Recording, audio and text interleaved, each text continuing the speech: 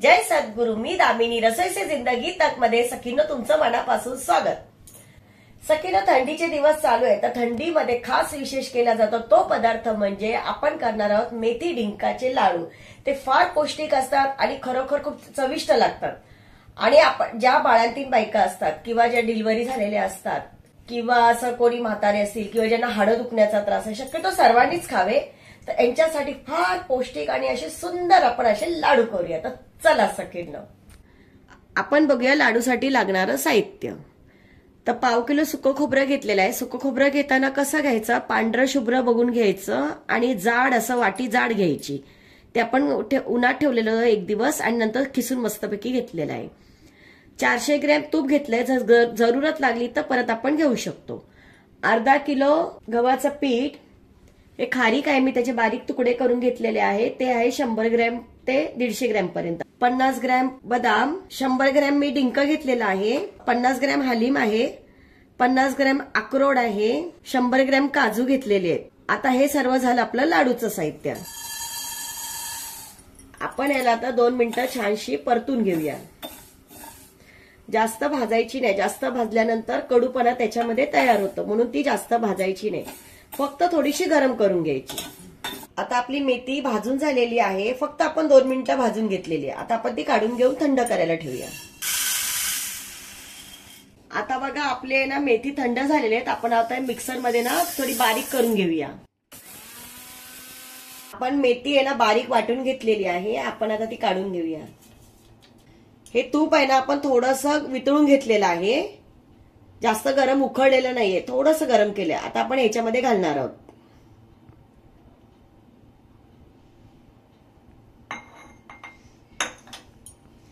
आणि याला आपण 2 दिवस ठेवणार आहोत। का माहितीये, याच्यातला कडूपणा कमी होतो, मग मेथीमध्ये आहे ना तो थोडासा कडूपणा कमी होतो आणि मेथी छान फुलते याच्यामध्ये तुपामध्ये। आता आपण असं झाकून ठेवणार आहोत। 2 दिवसाने आपण लाडू करायला घेऊया। आपण मेथी बघा तुपामध्ये भिजत ठेवलेली, आता मस्त छान पैकी ती मऊसूद अशी झालेली, कडूपणा थोडासा कमी होईल। मेथी कडूच असते आणि खरं तर पौष्टिक असते, पण तरी पण ना याच्यामध्ये भिजत घातली की नाही मग ती छान लागते मेथी याच्यामध्ये। सगळ्यात पहिल्यांदा सुकं खोबरं आहे ते भाजून घेऊया। सुकं खोबरं नेहमी ना वाट्या अशा जाडसर बघून घ्यायच्या आणि सफेद घ्यायच्या पांढऱ्या शुभ्र। आणि कधी पण ना ते उन्हात ठेवायचं, का माहिती त्याच्यात एक कुबट वास असतो ना तो निघून जातो। 1-2 दिवस उन्हात ठेवलं ना की छान असं ते मस्तपैकी ना छान खोबरं होतं, कडक पण होतं आणि कुबट वास पण जातो। हे बघा सुकं खोबरं आपलं भाजतंय ना तर एकदम सुगंध छान असा आलाय बघा त्याचा। आपलं सुकं खोबरं मस्त लालसर भाजून झालेलं आहे, आता आपण ते काढून घेऊया। हे अळशी आहे, आपण ती आता भाजून घेऊया। ही अळशी ना भाजत आली ना की उडायला लागते, म्हणजे समजायचं ती भाजत आली। मग आपण त्याच्यासाठी एक आयडिया करायची, आपल्या अंगावर उडू नये ना म्हणून असं कोणतंही झाकण घ्यायचं आणि मस्तपैकी असं फिरून घ्यायची अळशी, म्हणजे आपल्या अंगावरती उडत नाही। मस्त खरपूस असा सुगंध आलाय बघा अळशीचा। आपण आता काढून घेऊया। हे बघा हलीम आहे, ते आपण आता छानशे भाजून घेऊया। हे कमरेसाठी फार उपयुक्त आहेत, किंवा कोणाची डिलिव्हरी झाली असेल तर त्याच्यासाठी खास याची खीर केल्या जाते। आपले हलीम भाजून झालेले आहेत, आपण काढून घेऊया। आपण खसखस थोडीशी 1-2 सेकंद भाजून घेऊया, कारण खसखस कशी लगेच करपते, म्हणून आपण 2 सेकंद भाजून घेऊया।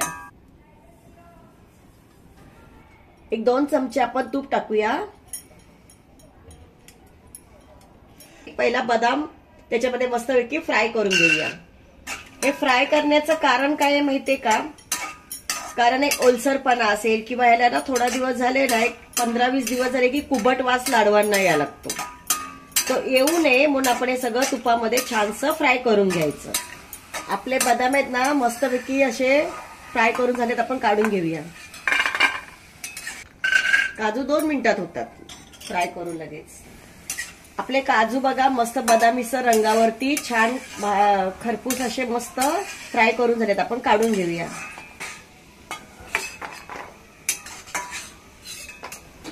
याच्यामध्ये आपण आता अक्रोड फ्राय करूया। अक्रोड मस्तपैकी आपले फ्राय करून झालेत, आपण काढून घेऊया. पिस्ता आहे ना ते फ्राय करून घेऊया. हे काय 1 सेकंदात होतंय, पिस्ताला वेळ नाही लागत अजिबात. तर बघा मस्तपैकी फ्राय झाले, कारण तापलेलंच तेल आहे ना. आपण काढून घेऊया. आपला सगळा सुका मेवा मस्तपैकी फ्राय झालेला आहे. आपण आता डिंक तळायला घेऊया. थोडंसं आपण तूप घालूया आणखी त्याच्यामध्ये. आणि डिंक आहे ना तो सर्व एकत्र नाही घालायचा, थोडा थोडा घालायचा, म्हणजे तो छान फुलला जातो.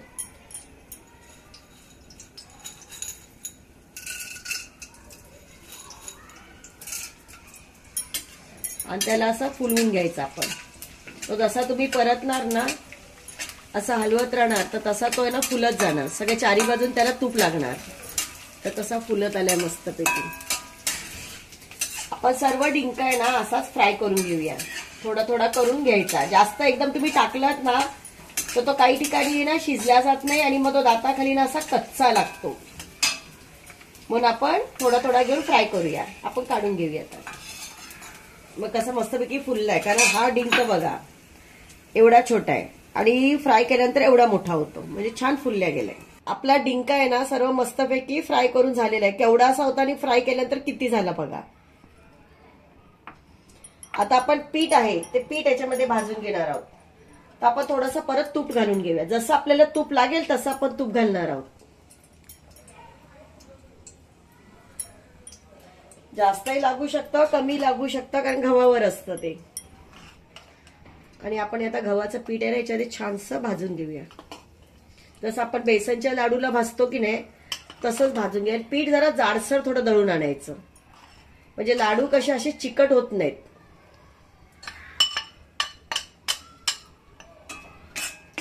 याला एक 15 मिनिटं तरी लागतील छानसं असं खरपूस भाजून घ्यायला.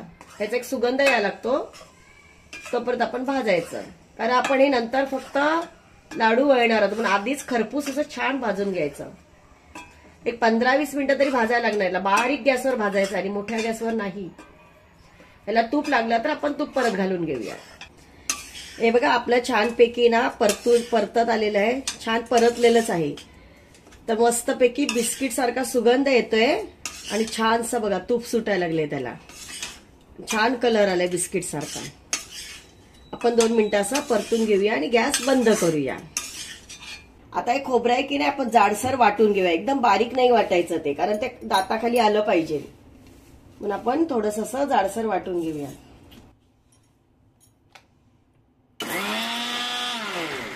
हे बघा आपण असं जाडसर थोडंसं असं वाटून घेतलेलं आहे, म्हणजे एकच फेरी घेतलेली आपण आता सर्व खोबरं असंच वाटून घेऊया. आता हे जवस, हलीम आणि खसखस हे पण थोडंसं आपण जाडसर वाटून घेऊया. जास्त बारीक पावडर नाही करायची, थोडंसं जाडसर, कारण ते खाता आलं पाहिजे. एकच फेरी करायची. इतका छान सुगंध येतो याचा. हे बघा थोडीशी आपण अशी फेरी करून घेतलेली जाडसर.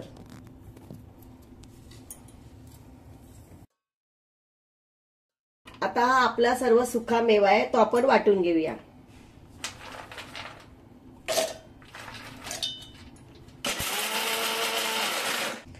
हे बघा थोडंसं आपण असं जाडसर वाटून घेतलेलं आहे आणि आपण हे याच्यामध्ये टाकून घेऊया.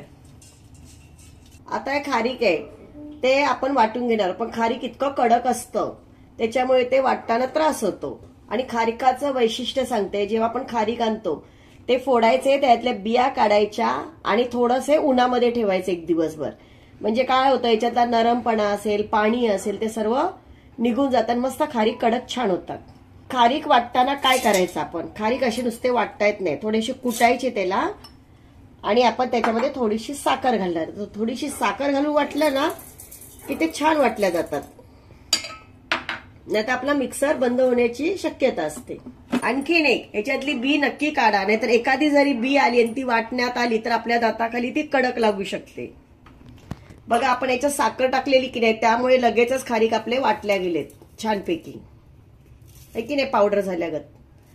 आणखीन एक, अशी खारीकची पावडरही मार्केटला मिळते, पण कधी कधी काय असते ती खूप दिवसाची असते किंवा त्याच्यामध्ये वास येतो कुबडचा, तर आपल्याला कळत नाही. म्हणून शक्यतो आपण ना घरामध्ये खारीक आणून वाळवून त्याचीच पावडर करून घ्यायची, ती जास्त चविष्ट लागते. आता आपण सर्व अशी खारीक वाटून घेऊया. आता डिंक आपण तळून घेतलं तो बघा नुसतं हाताने कुचकरला जातो. मग आपण काय करायचं, त्याला आपण ग्लासने असं असं त्याचा भुगा करून घ्यायचा. बघा लगेच 2 मिनिटात होतो त्याचा भुगा, कारण आपला डिंक छान तळल्या गेलेला आहे. जर तो तळल्या गेला नसता ना तसा भुगा झालाच नसता आणि मग कडक कडक लागला असता, दाताखाली पण तो कडक आला असता. डिंक नेहमी छान फुलवून घ्यायचा. आपण पूर्ण भुगा करून घेऊया. हे बघा मस्तपैकी आपला डिंक ना कुटून झालेला आहे. आपण तो याच्यामध्ये काढून घेऊया. शक्यतो थंडीमध्ये ना असे लाडू करून खायचे. आता आपण हे सर्व जे वाटलेलं होतं ते मस्तपैकी एकजीव करून घेऊया.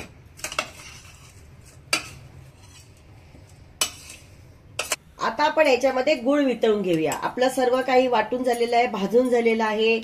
आता आपण गुळाचा पाक करूया. आपण थोडंसं घी घेणार आहोत त्याच्यामध्ये आणि त्याच्यामध्ये हा गुळ आहे. आपण अर्धा किलो गुळ घेतला. आता कोणाला किती गोड लागतं त्याच्यावर आहे, तर मी अर्धा किलो घेतलेला आहे आणि याला आपण छानसं असं वितळून घेणार आहोत. हे बघा आपला आहे ना गुळ वितळलाय मस्तपैकी. बघा आपल्याला पाक नाही करायचंय, फक्त गुळ वितळून घ्यायचंय. तर छानपैकी वितळलेला आहे. आपण थोडंही पाणी टाकलेलं नाही त्याच्यामध्ये, कारण आपले लाडू टिकले पाहिजे चांगले. आता आपण हे सर्व मिक्सर मधून काढलेलं होतं, एकजीव करून घेतलेलं आहे. आपण त्याच्यात घालून घेऊया. हे आपलं भाजलेलं पीठ आहे. गव्हाचं पीठ आपण भाजून छानसं घेतलेलं की नाही, ते हे पीठ आहे. थोडंसं कोमट आहे, ते पण आपण ह्याच्यामध्ये घालून घेऊया.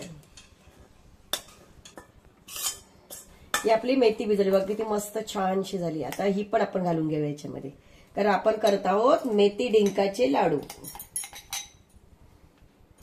आता याच्यामध्ये आपण सुंठ पावडर 2 चमचे, कारण कसं आता थंडीचे दिवस आहेत ना, सगळ्या गरम गरम वस्तू शरीरात गेल्या पाहिजेत. मेथी गरम आहे, हलीम गरम आहे. ही दालचिनी पावडर, याच्याने स्वाद खूप छान येतो. आणि ही आहे वेलची आणि जायफळची पावडर. मी दोन्ही टाकून मस्तपैकी असं केलेलं आहे. आता आपण हे सर्व मिक्स करून घेऊया आणि याच्यामध्ये आपण जो गुळाचा पाक केलेला तो पाक घालून घेऊया.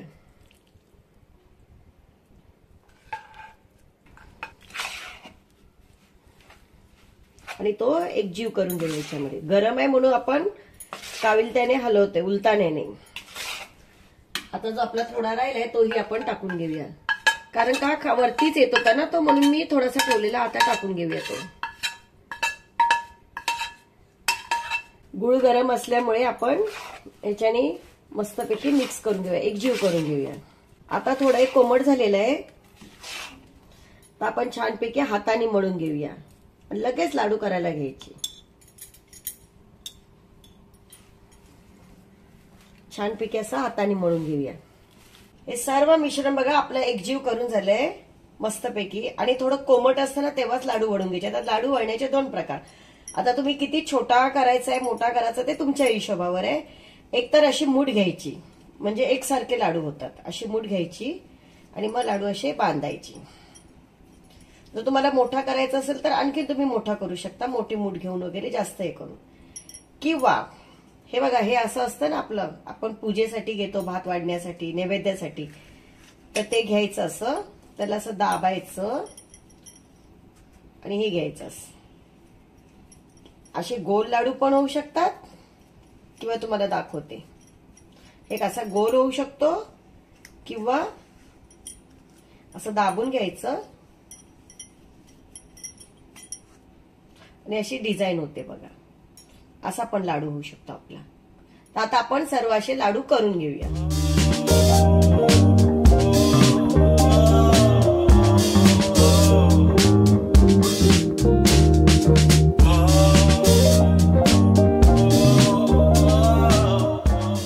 सखींनो आपले लाडू बघा सुंदर मस्त आणि छान झालेले आहेत. एकदम पौष्टिक आणि खरोखर सर्वांनी हिवाळ्यात हे लाडू बनवून खावे. तर हे बघा आपले लाडू तयार झालेले आहेत.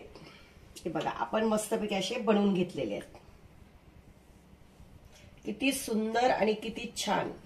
हे बघा एक फोडून दाखवते मी तुम्हाला. एकदम सॉफ्ट. हिवाळ्यामध्ये नक्की असे लाडू करून खावेत, प्रत्येकाने खावेत. आपल्या कमरेसाठी, हड्ड्यांसाठी खूप छान आहेत आणि पौष्टिक आहेत. मेन म्हणजे सुंदर, छान, व्यवस्थित. आपला लाडू आपण खाऊन बघूया. एकदम गोड पाहिजे तेवढं मस्त. इतके पदार्थ आपण टाकले त्याच्यात, एकदम छान लागतोय. तोंडात घातल्या विरघळतो. इतका सुंदर लाडू आहे. सखींना आपले लाडू तर खूपच सुंदर झालेले आहेत, पण तुम्हीही कशी लाडू बनवता आणि तुम्ही त्याच्यामध्ये कोणते कोणते पदार्थ घालता ते मला नक्की सांगा. मला आवडेल ते करायला. आणि माझ्याकडून तुम्हाला आणखीन कोणती रेसिपी हवी असेल ते तुम्ही मला सांगा. सखींनो, तुम्हालाही वेगवेगळे पदार्थ बघायला आवडत असतील आणि नवीन काही आणखी शिकायचं असेल तर माझ्या चॅनेलला लाईक, शेअर, सबस्क्राईब करा. थँक्यू.